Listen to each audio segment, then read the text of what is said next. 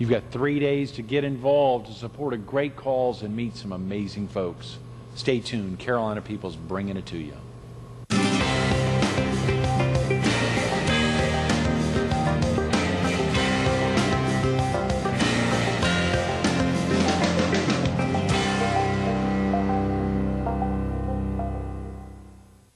Good morning. Welcome to Carolina People. This morning we're at the Fox 43 studio. We're focused on the Distinguished Citizens Award Dinner for the Pee Dee Area Council of the Boy Scouts to be held this Thursday night.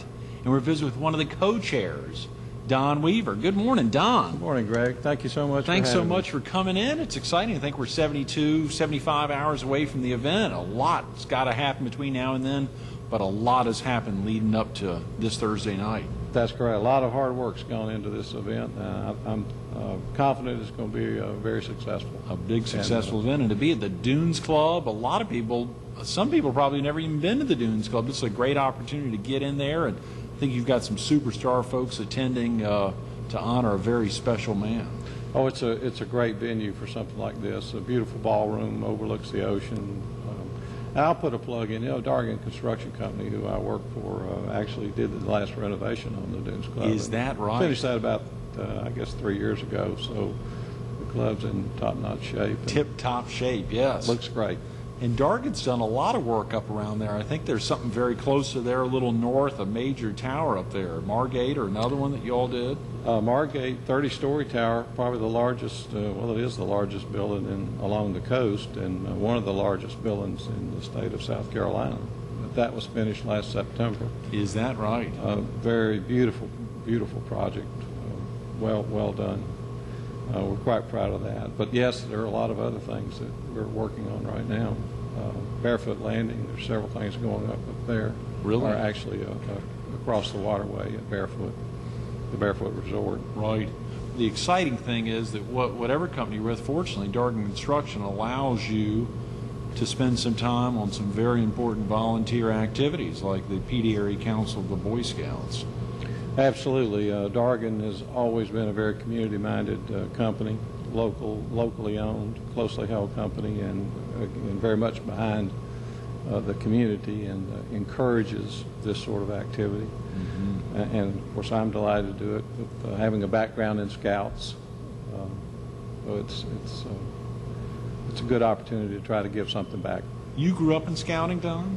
Oh yes, I did not make it all the way to the Eagle Scout, but I was one rung below at the Life Scout, and then other things I sort of aged out, and girls got to be more interesting than being out with a bunch of guys. So yes. That's my excuse. Now, do you still have your outfit? I mean, your uniform when you were a well, I don't have that uniform, but I've stayed involved with my own son, and so I do have a uniform in the closet when he was coming through Scouts. Is that and right? I helped.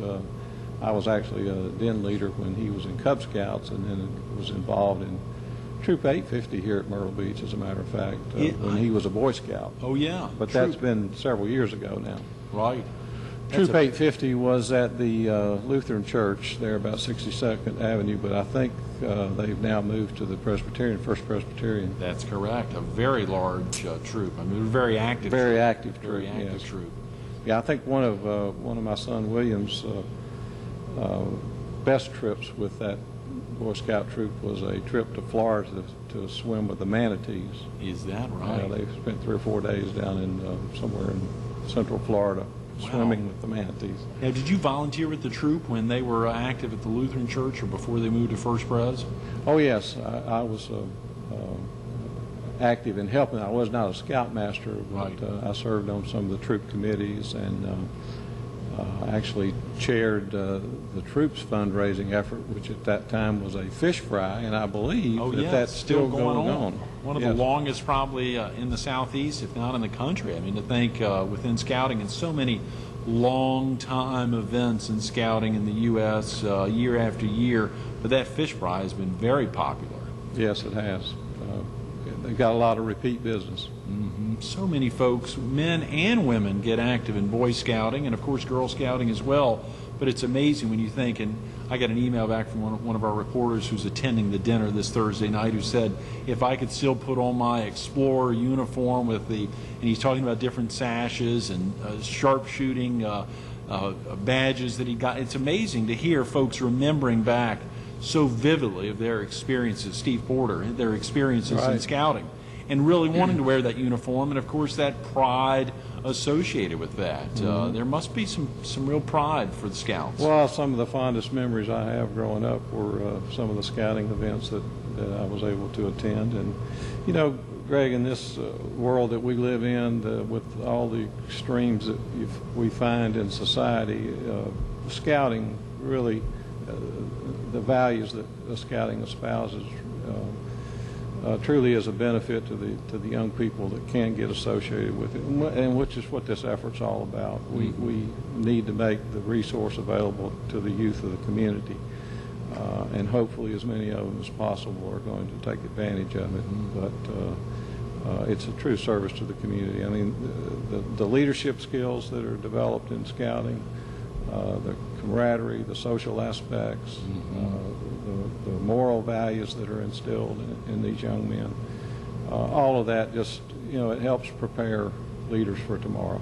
Well, you know, it's so critical, and I know James McElrath, who co-chairs this Distinguished Citizens Award dinner with you, it's so critical when you hear him get back. And of course he was recently up at Camp Coker with the kids out overnight, really enjoying it. I'm sure that's probably some experiences you shared with your son while he was at Troop 850. But those experiences and hearing him remind you of all the reasons why it's so great for the boys, really turning these young boys into men, helping them through those early stages.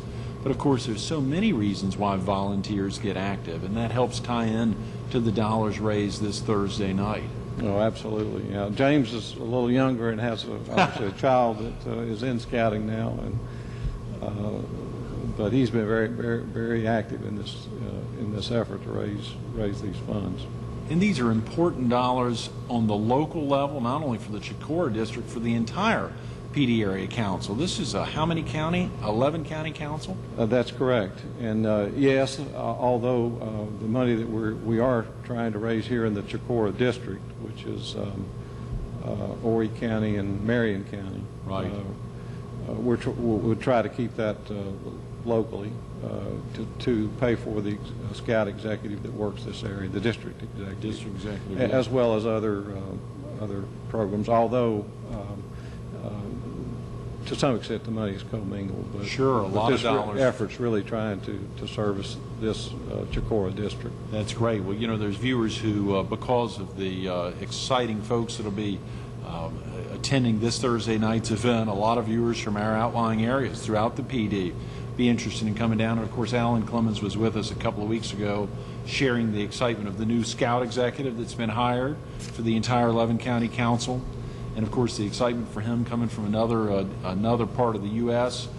to be at the PD Area Council, knowing the excitement of 4 or 5 districts within this council, a lot happening within the districts, and of course the opportunity as well for another DCA dinner to occur that would serve the entire council as well. So even though, as you say, the funds will be channeled primarily into the Chicora District, everything flows through the PD Area Council. All for the council. To be reinvested back into the areas that the council serves. This Thursday night's event, as you said, a lot of planning going into it. Can you break down the evening and maybe share with them some of the excitement and who our distinguished citizen will be? Well, sure. The evening starts at 6 o'clock with a cocktail reception, again at the Dunes Club. And at 7 o'clock, we will adjourn for dinner. Alan Clemens will be our Master of Ceremonies. Great. And we are actually honoring our Distinguished Citizen Award this year is going to Judge David Harwell, retired Chief Justice of the South Carolina Supreme Court. How exciting. Yes, we're very excited about that. And I think while we're still firming up other individuals that might participate in the program, we're very honored to have former Governor David Beasley with us to actually make the presentation of the award and deliver what we'll call the keynote address or speech. But again, there are others we think are going to be there. There's a possibility that that the Lieutenant Governor, the sitting Lieutenant Governor, Andre Bauer, will be Right. there. Yes. So we're quite excited about that.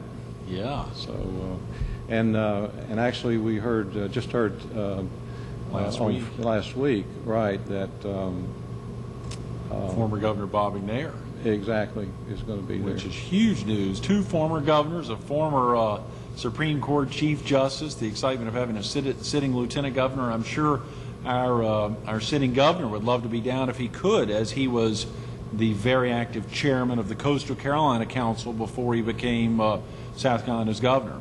Yes. For the Coastal Carolina Council of the Boy Scouts. He was very active as their council chairman, so I know as a lifelong scout and having 4 sons, he'd probably love to be here as well to honor David Walker Harwell. I'm sure he would.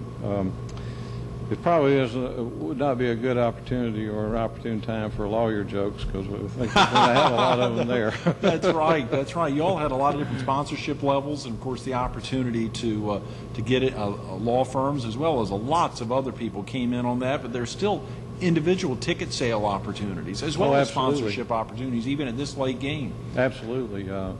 If anyone is interested in attending, we still have some seats left that we can fill.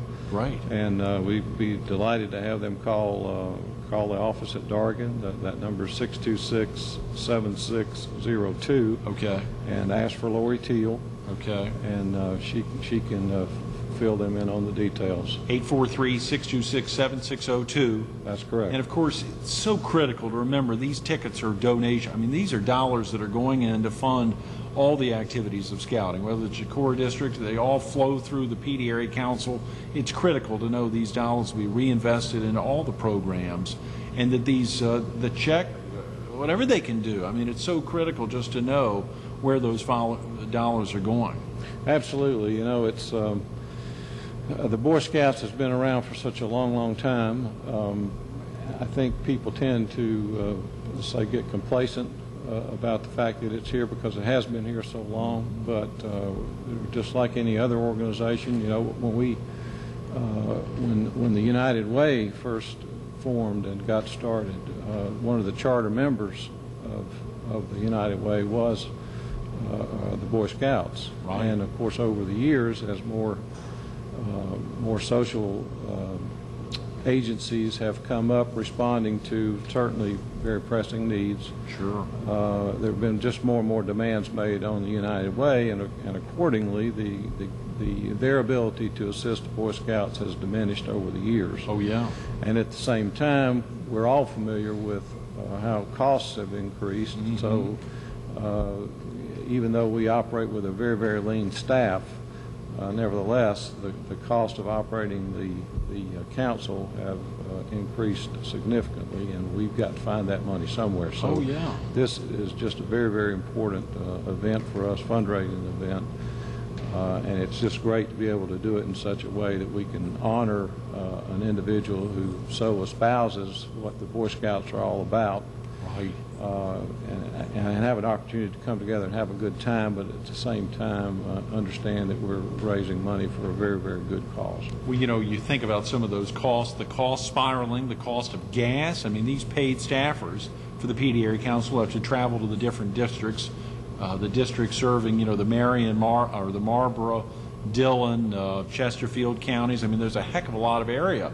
Florence, obviously Williamsburg. I mean, it's an amazingly large council, and of course, Horry and Marion, the Chicora district. To have to travel around, the gas costs, the insurance costs. We think of health costs. I mean, there's truly costs associated, and then just the program manuals, the stuff that are passed along to all the volunteers, the scoutmasters, the den mothers, everyone who's involved, to make sure that they have the tools to properly serve those boys in the different troops. It's just critical to know those funds are spread out in multiple areas. You're absolutely right. You know, costs just keep going up, and we've got to find a way to cover those costs so that we can continue to deliver a quality program to the Boy Scouts in this area. Mm-hmm. So this is a very, very key event for us. At the same time, the opportunity to attend an event and be with two former governors, a sitting lieutenant governor. That excitement there alone, as well as David Harwell, to be able to greet him and to thank him for his years of service, not only to scouting, but to the Palmetto State. Obviously, a lot of our viewers in the Tar Heel State could surely come down, make it a weekend, come in for an early weekend, be there at the Dunes Club on Thursday night, and then to hang out somewhere else in town for the rest of the weekend. It's a great trip down. 843-626-7602 to know they could kick off that extended weekend by honoring a lot of folks that have made a big commitment to scouting. Right. I think it's going to be a fun event, and we do have some people coming in from out of the area. Yes. And one of the reasons that we did set it up on Thursday night was to provide for that. If people want to spend a long weekend here, they could, and some people have taken advantage of that. So, but it is going to be a fun evening, and you're right. It'll be an honor to be among all these distinguished gentlemen. Yeah, yeah. That have served our state so well in the past. Tom, what was it about scouting that when you got in it that kept you in it? Was your parents just saying you got to do it, or what? I mean, what was it early on, and what was it that when you got your son involved that kept him in it? Well, there was a legacy there. My father had been in scouting as a young man, a young boy, and actually he was an assistant scoutmaster when in his early adulthood before the children came along. So there is a legacy there, and then I got involved in it as well as my brother, who's a couple years older.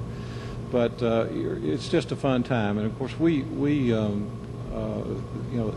at the time that I came through scouting, the Boy Scouts were doing things that a lot of us in our family circumstances couldn't do, trips that were taken and that sort of thing. So it was a great way to broaden horizons for a young man growing up in western North Carolina. Right, yes. Where was that in western North Carolina? Asheville. You were growing up in Asheville? Okay. But the Daniel Boone Council, which Asheville was a part of, has a great camp out outside of Canton, North Carolina, west of Asheville. Beautiful facility out there, number of acres, big lake, water. No matter what part of the summer you're talking about, the water's always very cold, like ice water. Right. Always. Yeah. Yeah, which is, of course, as Alan was with us a couple of weeks ago, the most poignant memories for him are getting in that lake at Camp Coker. At Camp Coker, which is not always freezing cold. Hearing him talk about it. Go ahead, excuse me. Well, that's okay. Now, I was at Camp Coker with my son when he was in Cub Scouts, so I've made that trip, and I've been in that lake as well. But I really enjoyed the lake at Camp Daniel Boone. What are the activities at Camp Coker in the summer? I mean, when you're up there with the young men, what are some of the activities that go on for the volunteers? How is it structured for viewers who may have never been to Camp Coker, which is in Chesterfield County, up near Cheraw, I believe? Society Hill. In Society Hill, thank you. If a viewer had never been there, what are some of the experiences the boys are going through? And of course, we talk about Boy Scouting. There are still activities that girls get involved in on the Explorer level and the Learning for Life. Some girls get involved, and of course Girl Scouting is very strong in the PD area as well. But for the boys who attend Camp Coker and the parents or the men who go with them, what are some of the things going on during the day and night? Well, of course, the camp is set up so that a troop can come in and occupy a campsite that are strategically located around the main part of the camp, which consists of the lake, the dining hall, a sort of a snack shop, craft area for the boys. So these camps are scattered out around all of that. And of course, with the lake being there, you can imagine that aquatic activities there's a multitude of those. There's swimming classes going on, canoeing, kayaking, diving, that sort of thing. All of these are merit badges that the boys can earn. So it's an opportunity for them while they're at camp to get some of those merit badges that are otherwise might be more difficult to obtain at their home troop. Right. Yes. And in addition to the aquatics, there's target shooting with BB guns, and I think even perhaps 22 rifles for the older boys. Wow. Of course, this is all very well supervised, and there's a rifle range, very, very safe environment for the boys to be in. Right. Again, another opportunity for them to get a merit badge that they perhaps wouldn't have the ability to get at home. And of course, in the evening, you always have the campfires that. Each of the troops do their own campfires? Well, generally they come together as a group. Right. I mean, as a full camp at a campfire site, and so that's always a lot of fun. A lot of songs and stories and things that the boys just they will remember that for a long, long time. I'm sure. You still have some of those memories from Daniel Boone. Absolutely. And of course, the excitement here to know the dollars expended and raised this Thursday night, the 21st, the dollars raised here are obviously being set up even for folks who just couldn't afford to attend Camp Coker through scholarships and otherwise, as well as some of the dollars that will be expended just in the normal resource materials during the year so that they can achieve their merit badges if they can attend Camp Coker in the summer. Absolutely. One of the efforts of the council is something called Scout Outreach, where we try to get out and make scouting available to some of the minority groups, blacks and Hispanics that might otherwise not be able to participate in scouting. And to me, this is what scouting is all about, and is a very, very worthwhile effort, because again, you're presenting this program to boys and young men that may not otherwise have an opportunity to have these kind of values instilled in them, as well as just the learning experience, the leadership training that they get in scouting, that again otherwise would not be available to them. So it's just a wonderful opportunity, and the council makes every effort to promote that program. Absolutely. It's so critical for viewers who can't attend this Thursday night. They could probably still talk to Lori about getting some good phone numbers of places to call or addresses to have if they could send in a donation. If they can't attend this Thursday night, funds are still welcomed, obviously, to help scouting throughout the PD Area Council. And of course, for our viewers in North Carolina, I'm sure there's critical phone numbers. They could open the phone book to find out about scouting in their area. But a lot of folks may not be available this Thursday night, may not be able to attend even to see Chief Justice David Harwell, former Chief Justice, or Governor Beasley, or Governor McNair, or Andre Bauer, Lieutenant Governor Bauer, or others. I mean, it's still a critical needs within scouting for the PD Area Council. Absolutely. If they'll just call the number 626-7602 here in Myrtle Beach, that's area code 843. Speak with Lori Teal. She can help them however in the fashion that they want. Even if it's just turning their name and address into the council office, and be put on a mailing list for solicitations in the future. Absolutely. Would be great. And surely folks can think about donating their own time. If they don't have funds to donate, there are critical needs throughout scouting, whether it's being available for an event once a week or once a month, or I'm not sure how often troops meet. I mean, they're very active. Scout troops are active in their community. If they're in Bennettsville, if they're in Society Hill, or if they're right down here in Myrtle Beach, wherever they are in the PD Area Council, there is a troop close by that they could volunteer their time with. Absolutely. There's always an opportunity for that kind of activity, and we can always use more volunteers for the organization. What about the menu for Thursday night? Have y'all laid all that out? I know they got 72 hours. Some of those things change close to the end, but it's amazing when you think about a real desire to get out. Some great food at the Dunes Club with that great view that Dargan Construction helped to make sure was just right. Do you know, have we laid out the menu? Yes, we'll have prime rib on the menu. Great. For Thursday night, along with I think some sort of a twice baked potato, maybe something like that, and a vegetable medley that the chef will be putting together. Not the stuff you'd get at Camp Coker in the summertime necessarily. No, it won't be beans and weenies. Yeah, there are a lot of those going on up in Society Hill. Oh, yes. Of course, that'll be preceded by a salad and a dessert on. And you said a reception at 6 o'clock, so it is critical that folks plan to be up there at 6. If they don't have tickets, after they call Lori at the 843-626-7602 number, get the critical information. As long as they're there by 6, that reception should be very popular. Oh, yes. Yeah, be there at 6 because it'll be a great opportunity to shake hands with the former governors that are going to be there, as well as the Chief Justice that we're honoring. So it'll be a great opportunity. A big evening. A Don, big evening. Thanks so much for being with us this morning and sharing Greg, this time. thank you. Appreciate your having me. Absolutely, absolutely. Stay tuned to more Carolina People with Don Weaver coming up next.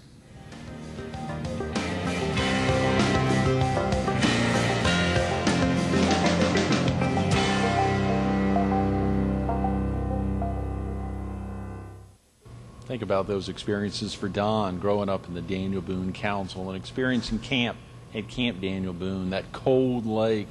You know, those are memories that begin and end, but at the same time, the memories of those experiences are never forgotten. Those similar experiences as an adult in the PD area council, but attending a different camp, Camp Coker, the water a little warmer. The experiences for Don and his son. Don as a volunteer and his son going through those early experiences that Don had of his own up there at Camp Daniel Boone. You know, you think about all the volunteers involved, whether it's volunteers like Don or all the members of the PD area council or all the folks attending this Thursday night's and putting together this Thursday night's Distinguished Citizens Award dinner. It takes volunteers to run an organization like this. 11 counties, a lot of square miles. It also takes some paid staff. And some of the programs involved require money. You heard Don talk about insurance costs, and we think about gas costs, as well as just the cost of materials. You also think about exactly what Don talked about, groups like the United Way that have had to cut their funding to certain groups because they have so many more needy groups to serve. This Thursday night, you can be a part of it. You can essentially be a volunteer by making a donation. The call is simple, 843-626-7602. The name, Lori Teal, ask for her. She wants to give you the correct information. She wants to lay out some experiences that you can be a part of. It's a special night. How often can you make a donation to a group, a charitable group, and be with 2 former governors, a former Chief Justice of any state? Oftentimes a check like that is cut, but it's to be in the presence of folks like that. It's a political event. This is not that. It's to support scouting. The Chicora District's a very special part of the PD area council. You can make a difference. Give her a call at 843-626-7602. Darden Construction and so many others. You heard Alan talk about it a couple weeks ago. You can call his office as well. Lots of folks are involved. Make a difference. Make a call this Thursday night, DCA.